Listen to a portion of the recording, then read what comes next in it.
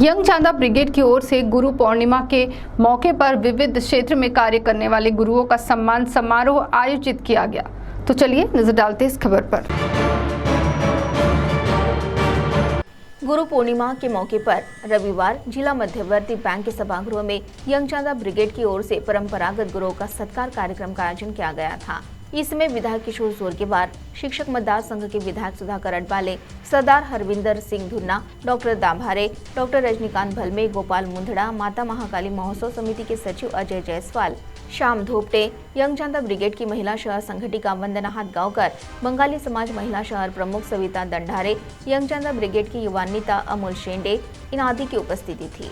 इसमें पेंटर, सुतार, वेल्डर, चालक, mechanic, auto चालक, जिम ट्रेनर, मूर्तिकार, मूर्ति पेंटर, मच्छी पालन, गाय पालन, पार्लर, प्रशिक्षण, मोबाइल रिपेयरिंग, शास्त्रीय संगीत, फेटे बांधने वाला, मंडप वाला, संगीत प्रशिक्षण, क्रीडा, नाटक, दिग्दर्शक, बैंड प्रशिक्षक, मटका कुंभार, शिवन कला, बुटीक, झुंबा, केक, योग शिक्षक, भजन आरती प्रशिक्षिका, योग नृत्य, सलून, सुवर्णकार, चित्रकार, भजन प्रशिक्षक, फोटोग्राफर, पुजारी, ऑर्केस्ट्रा ऐसे विविध क्षेत्र के परंपरागत गुरुओं को मान्यवरों के हाथों शॉल, श्रीफल और सम्मान चिन्ह देकर गौरवान्वित किया गया। इस समय मान्यवरों ने उपस्थितों को अपने विचारों से संबोधित किया। आणि हे खरं आहे की आता आमच्या यंग चांदा ब्रिगेडचा ज्यांना आवाज म्हणता येईल, चंद्रपूरच्या प्रसिद्ध कीर्तनकार हरिभक्तपरायण सरोजताई चांदेकर यांचं या क्षेत्रातलं आध्यात्मिक क्षेत्रातलं ज्ञान मोठं आहे आणि त्यांनी सांगितलं की श्यामभाऊ असतील, सरोजताई असतील, यांनी सांगितलं की जीवनामध्ये माणसाच्या गुरुचं महत्त्व इतकं मोठं आहे। श्यामभाऊने अतिशय चांगलं सोपं साधं सरळ उदाहरण दिलं की पोहता प्रत्येकाला येते, परंतु हे पोहणं सुद्धा शिकावं लागतं। आणि जेव्हा मी अनेक वर्ष जलतरण तलावामध्ये किंवा रामाळा तलावामध्ये पोहायला जायचो, परंतु ती भीती नेहमी असायची आणि ती भीती जर कोण काढणार असेल तर तो गुरु ज्यांनी आपल्याला पोहणं शिकवलं असेल ते। अनेक अशा कठीण गोष्टी आहेत आणि त्या कठीण गोष्टी मात्र गुरूंच्या माध्यमातून आपण त्या शिकल्यानंतर सहज सोपे आपल्याला वाटायला लागतात, एवढं ते महत्त्व आहे। माझे काका राजेश्वर मिस्त्री हे चंद्रपूरचे बुलेट राजदूत आणि एसडी त्या काळच्या गाड्यांचे मिस्त्री होते आणि अजूनही ही कल्पना मला कशी सुचली आमदार साहेब की मी एकदा 2014च्या निवडणुकीमध्ये प्रचार करायला मी जेव्हा गेलो तो बोले एक मुस्लिम समाजाचा व्यक्ती मला भेटला आणि तो म्हणाले, जोरगेवार मैं आपके साथ में रहने वाला हूँ, बच्चे तू डरना नहीं। म्हटलं मुस्लिम समाजाचा माणूस मी याला कधी पाहिला नाही किंवा शिवसेनेकडून निवडणूक लढवली होती। मतलब आप चाचा मुझे कैसे जानते हो? तो बोले बेटा तू जानता है, तू बहुत छोटा था, मैंने तुझे गोदी में खिलाया है, मैं तुम्हारे घर में रोज आता था।